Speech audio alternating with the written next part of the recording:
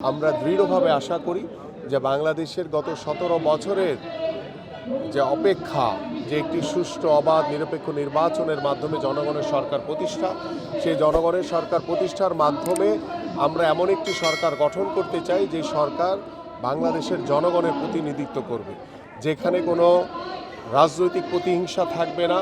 এবং আমরা বাংলাদেশ জাতীয়তাবাদী দল আগামীর বাংলাদেশের রাজনীতিতে গুণগত পরিবর্তন আনতে চাই, এবং সেই পরিবর্তনের অন্যতম মাধ্যম হচ্ছে আমাদের তরুণ সমাজ, আমাদের যারা এদেশের সাধারণ মানুষ রয়েছে, যারা খেটে খাওয়া মানুষ রয়েছে, যারা শ্রমিক রয়েছে, কৃষক রয়েছে, সকলের ঐক্যবদ্ধ প্রচেষ্টার মাধ্যমে আমরা একটি মানবিক বাংলাদেশ গড়তে চাই।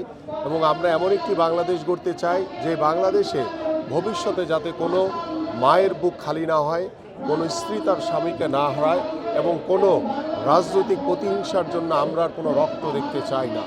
আমরা চাই যে একটি গণতান্ত্রিক বাংলাদেশ, এবং সেই বাংলাদেশে প্রত্যেকটি সাধারণ মানুষ তার স্বাধীনভাবে তার সত্য কথা বলতে পারবে, স্বাধীনভাবে তার মতামত প্রকাশ করতে পারবে, গণমাধ্যম তার স্বাধীনভাবে মতামত প্রকাশ করতে পারবে।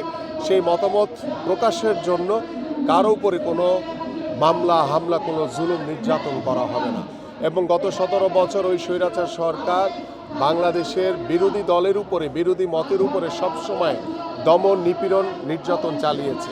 কিন্তু বাংলাদেশ জাতীয়তাবাদী দল বিএনপি, আমরা যদি আগামী ফেব্রুয়ারি নির্বাচনে নির্বাচিত হই, আমরা কখনোই কোনো ভিন্ন মত কিংবা বিরোধী মতের উপরে আমরা কখনোই জুলুম, নির্যাতন, নিপীড়ন করব না। কারণ আমরা শুধু দলের নয়, আমরা এদেশের সাধারণ মানুষের, এদেশের জনগণের সরকার গঠন করতে চাই। সো আমাদের কাছে প্রত্যেকটি ভিন্ন মতের মানুষের কাছে, প্রত্যেকটি সাধারণ মানুষের কাছে আমরা সম অধিকারের মাধ্যমে তাদেরকে সুষম বন্টনের মাধ্যমে আমরা একটি সুষম বন্টনের প্রতিষ্ঠিত যে কর্ম পরিকল্পনা নিয়ে আমরা কাজ করছি, সেটাকে আমরা প্রতিষ্ঠিত করতে চাই।